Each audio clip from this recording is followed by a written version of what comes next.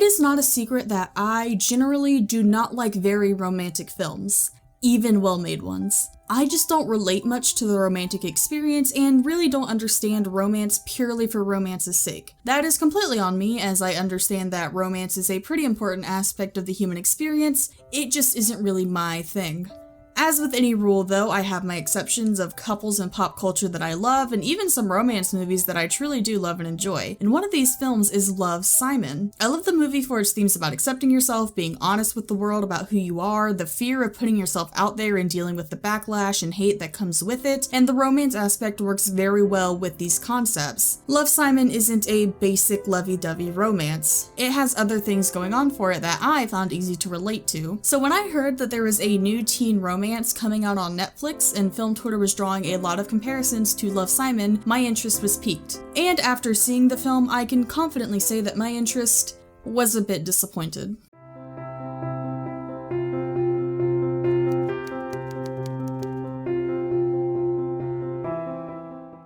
Starting off with a quick synopsis of the plot. The half of it follows our protagonist Ellie, a smart girl who lives alone with her widower father in a small conservative town, and they are down on their luck financially, so she typically makes money by writing essays for other kids in her English class. This works well enough until she gets an offer for a bit more money than usual to help a guy named Paul write a love letter to Aster Flores, the most popular girl in school. The problem is that Ellie also secretly likes Aster, but still agrees to help Paul, and thus, conflict and drama is born. As far as premises go, I actually think that this is a really good concept and setup, and this movie really could have been interesting, but the devil is in the details, and the way certain elements were set up and then ultimately played out was a bit of a detriment to the film. Some elements, though, I thought worked out really well, and that's where I'll start the discussion. The relationship between Paul and Ellie is well done, and watching them interact and slowly get to know each other better generally feels very natural. The dialogue between them is kinda hit or miss, but that's across the whole film. Still, the relationship between them seems to work, and watching this kind-hearted, dumb jock befriend the shy, nerdy girl is honestly adorable. I thought that these two would end up together by the end of the film, given they genuinely have great chemistry and are some of the only characters with chemistry in this film, but I will talk more on that later. Luckily, these are the characters that are in the film the most, which was definitely a smart choice, though it doesn't lend itself too well to the plot of the love interest, but again, we'll talk about that later. This whole film has a great production value, and the cinematography looks really nice, and there are quite a few shots in this that are just beautiful to look at. On that technical side of things, I have few complaints. The script is where most of my issues lie. I talked at the beginning of the video how I don't like romances. You know another type of film I rarely like?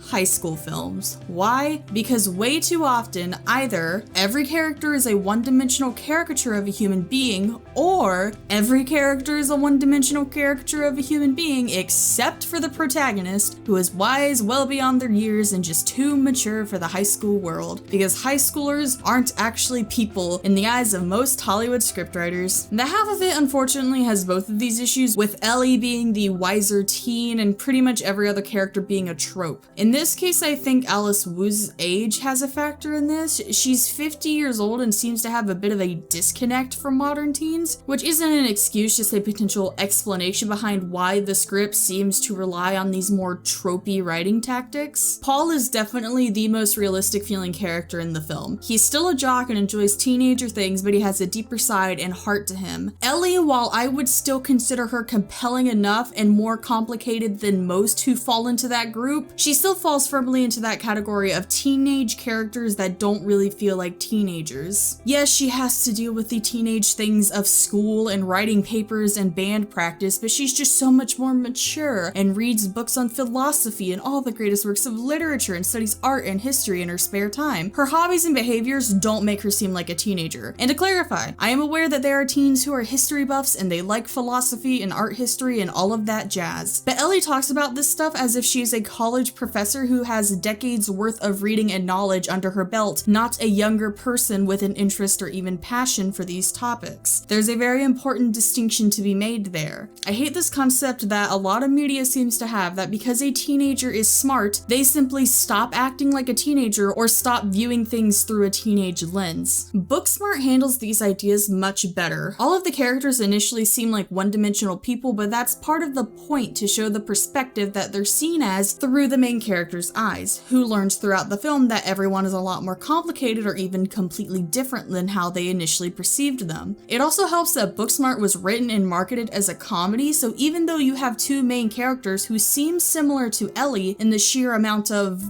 well, book smarts that they have, it's played more for laughs and satirized for comedic purposes. Booksmart isn't the perfect example of this kind of thing, but it did do a massively better job at making the main characters feel and act like smart teenagers instead of smart adults trapped in the hellish scape of high school by their physical age. The half of it also can't seem to figure out its secondary source of conflict. They set up this point of conflict that Ellie is cheating, which the modern school system takes very seriously nowadays, and then does nothing with it. Not only do they do nothing with it, they instead give conflict in the way of this micro subplot that goes absolutely nowhere with the recital. She signs up for the recital and then way later in the movie she goes to perform, but the assholes who mess with her on her bike ride every day sabotaged her piano, so she gets a guitar, which we saw her playing that one time. She sings a single verse from her song, and the whole audience of high schoolers that don't even particularly like her all that much just erupt in thunderous applause for her, and suddenly everyone decides that Ellie Chu is great and good now. Yeah, newsflash, none of that would have happened in a million years. And I still don't even understand what the point of all of that was. It seemed like an excuse to get her drunk at a party so Paul could get her back to his place to make sure that she's okay, just for her to then bump into Aster the next morning when she came to drop off something for Paul. Certainly there were 1.5 million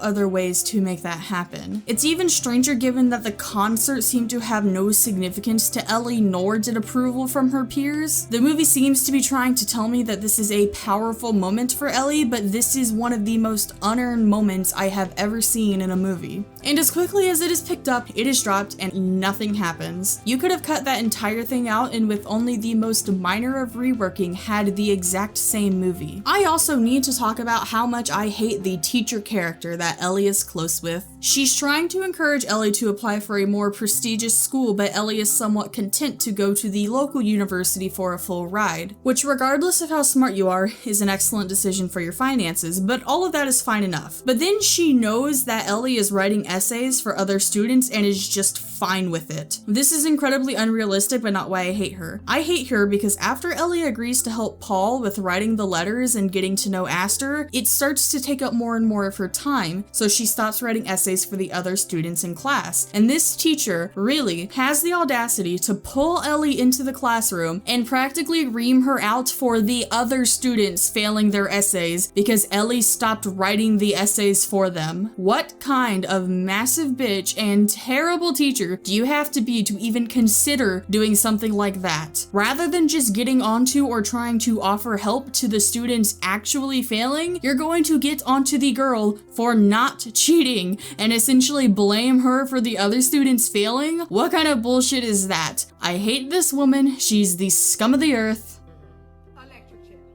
The much better solution for all of this would be to nix the recital and have the cheating be the source of conflict in the story, where the teacher gets suspicious because she noticed a drop in the quality of the essays from her other students and not from Ellie, or even starts to notice similarities in the writing styles in the essays, and that's where a scandal can unfold. Or another potential source of conflict, you have all of this set up that the town this movie takes place in is a small, conservative, old school town, and you have a main character who is LGBT. The only time that's ever relevant though is when Paul first realizes that Ellie is into chicks, he freaks out about it a little bit, and then he gets over it fairly quickly. Either one of those would have worked much better with the rest of the film. However, all of this aside, the biggest problem in this movie, as you probably guessed from the title of the video, is Aster Flores, the love interest that both Ellie and Paul are interested in. The only thing I wrote in my review of this movie on Letterboxd is that Aster Flores radiates massive Mary Sue energy because dear God, is she damn near the most perfect person to ever person. She is this gorgeous preacher's daughter who's nice to everyone. Everyone of all groups likes her. She has an amazing singing voice and is insanely intelligent. A talented artist, she has nothing wrong with her. At first I thought this was going to be a thing about how you see a person when you're in love with them, but that idea was never explored in the slightest, so I was wrong on that. The only thing you could say is not perfect about her is she wasn't initially super willing to stand up for herself and do what she wanted for the sake of keeping the status quo in her small gossipy gossipy town, and this is not given very much attention in the film. It accumulates in a kind of cringy soapbox scene in a church where Ellie is all like, no, Aster, don't do it. I know you don't want to. And Aster's just like, yeah, she's right. I'm out. Aster has very little agency in this whole thing. She does do some of her own things in taking Ellie to her secret spot in the woods, which is a nice scene, but overall Aster is a very passive character. Now, Aster is not meant to be the main focus here, so I wasn't necessarily expecting her to be the most fleshed out, but I have a very hard time liking a character that does not feel like a person at all. So I found her whole existence so unbelievable and hard to get behind for the whole film. And we don't even know why Ellie seems to like her outside of her being pretty and having a nice singing voice. They don't have any sort of pre-established relationship. Ellie just likes her because everyone likes Aster. This wouldn't necessarily fix Aster still being too perfect, but a better direction would be to make it that Ellie didn't like Aster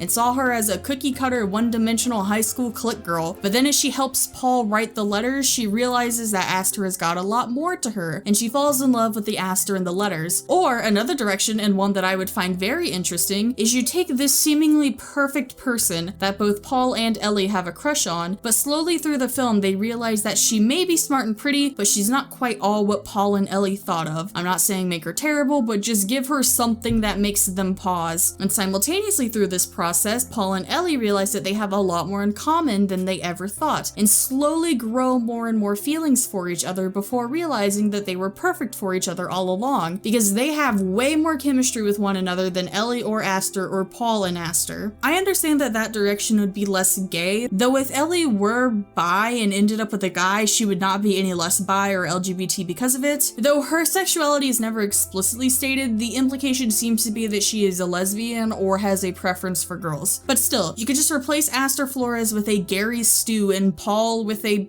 Paula, and with some reworking that could be the new story. As the movie was presented though, it has too many pieces that feel very artificial and manufactured. Aster feels less like a person that both the main characters are interested in and more of a plot device to manufacture conflict between Paul and Ellie later in the film when Paul realizes that Ellie has a crush on her, and to help Ellie realize that she should be bolder in her life or something. And given Aster is the driving factor of events in this film, it gives it all a very shallow feel. The ending of the film, I'm at least very happy didn't go with the overly cliche route of Ellie ending up with Aster, and instead all of the characters went their separate ways in life, at least for a little while, to go and explore themselves more. This is nice and one of the more realistic things in this film. I just really wish that the love interest wasn't treated like a thing to make the plot happen, and instead was given more character and agency and personality. Even in Love, Simon, where the love interest isn't even known for the vast majority of the film, we get to know this person through the emails that they write, and they feel like a real person with fears and ambitions and follies. Aster does not get the same type of treatment in this movie, and given her existence is so integral to the plot, I expected at least something substantial for her. The half of it has its good things to offer. I found myself enjoying the experience even if I found the script underwhelming. However, while not the only flaw, more care was needed in creating the role the love interest played in this tale, because as is, her portrayal is the biggest issue in making anything about this movie feel real and believable. You have this unrealistic person with people loving her in unrealistic ways at the very core of the film, so when everything else radiates outwards from this point, it kind of creates a bit of a mess. Thank you guys for watching the video. No stills this time around. I'm working on a redesign of them right now, and I realized that I really dislike my current ones, so the next couple of videos may not have any, or I may get them done in time for the next one. Who knows, we'll see. I hope you enjoyed the video, and feel free to like, comment, and sub if you feel so inclined, and I hope to see you guys in the next one. Bye!